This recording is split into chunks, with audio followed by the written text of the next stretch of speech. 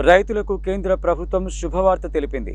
PM Kisan Samman Nidhi పథకాన్ని 2030-31 వరకు మరో 5 ఏళ్లు కొనసాగించాలని కేంద్ర కేబినెట్ నిర్ణయించింది. ఇందుకోసం 3.15 లక్షల కోట్ల నిధులకు ఆమోదం తెలిపింది.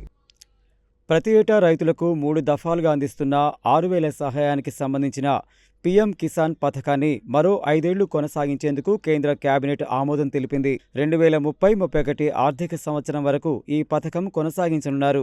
ఇందుకోసం రానున్న 5 ఏళ్లకు గాను 3.15 లక్షల కోట్లు ఖర్చవుతుందని అంచనా వేసింది. ఈ మేరకు కేబినెట్ నిర్ణయాలను కేంద్ర మంత్రి అశ్విని వైష్ణవ్ వెల్లడించారు.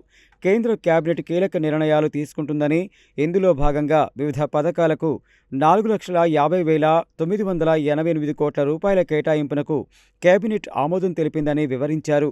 ప్రధానమంత్రి సూర్య సరోవర్ యోజన 5,070 కోట్లు, ప్రధానమంత్రి కిసాన్ సమ్మాన్ నిధికి 3,15,614 కోట్లు, ఖేలో ఇండియా పథకం నేషనల్ స్పోర్ట్స్ ఫెడరేషన్ స్కీమ్కు 36,441 కోట్లు కేటాయించింది.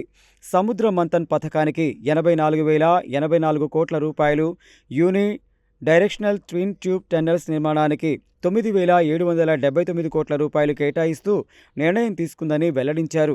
అలాగే పశ్చిమాసియా ఉద్రిక్తల వల్ల ముడి చమురు, ఎల్పీజీ, ఎల్ఎన్జీ సరఫరాకు, ఎరువుల అవసరాలకు ఆటంకం కలగకుండా ప్రత్యామ్నాయ దేశాల నుంచి దిగుమతులను వేగవంతం చేయాలని నిర్ణయించారు.